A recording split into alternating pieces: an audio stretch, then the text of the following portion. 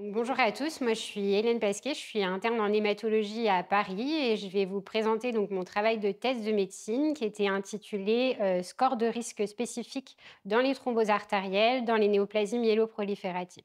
Donc les néoplasies myéloprolifératives sont des maladies hématologiques chroniques au cours desquelles on observe deux types de complications. Premièrement, un risque de transformation en pathologie plus agressive, la leucémie aiguë myéloïde ou la myélofibrose.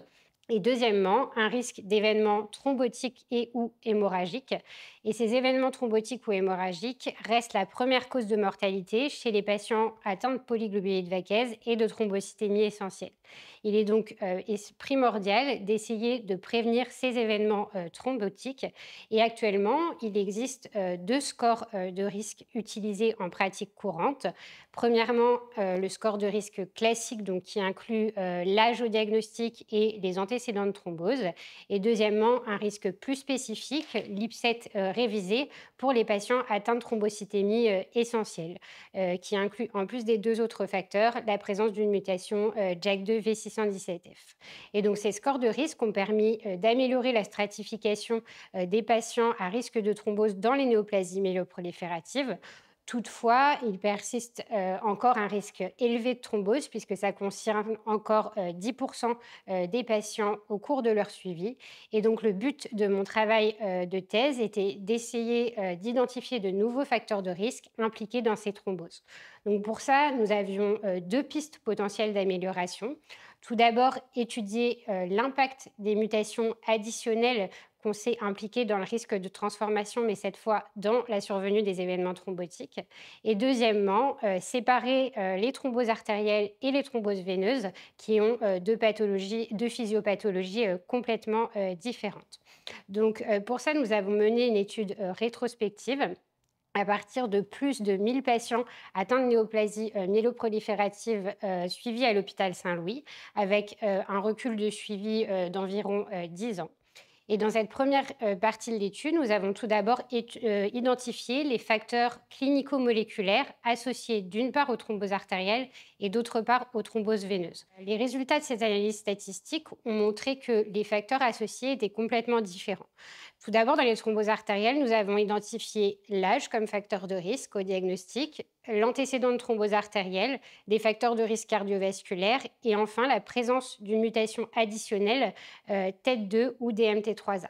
À l'opposé, dans les thromboses veineuses, nous avons identifié deux facteurs de risque, l'antécédent de thrombose veineuse et la mutation JAK2V617F avec une VAF supérieure à 50%.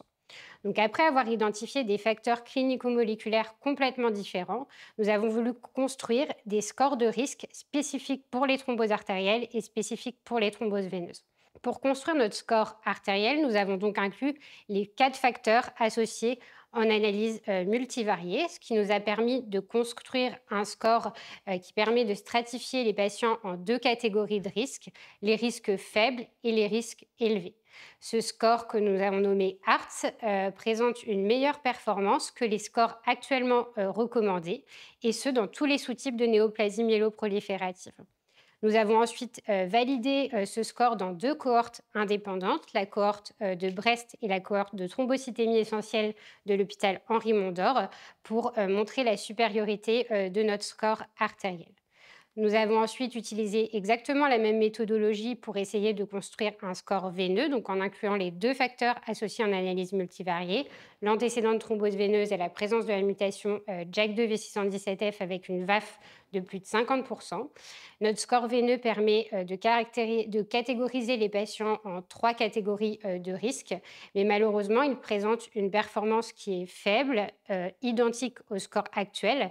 Et donc, il reste à améliorer dans d'autres études qui probablement devront s'intéresser à d'autres facteurs que l'on n'inclut pas actuellement dans les thromboses veineuses et peut-être également considérer les thromboses veineuses comme une entité hétérogène avec d'une part les thromboses classiques et d'autre part les thromboses splanchniques et cérébrales.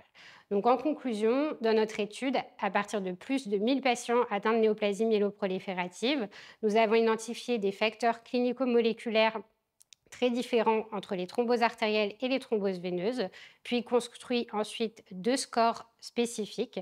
Notre score artériel qui présente une performance supérieure à l'ensemble des scores actuellement utilisés, et ce dans tous les sous-types de néoplasie myéloproliférative, et un score veineux dont la performance est faible et reste à améliorer.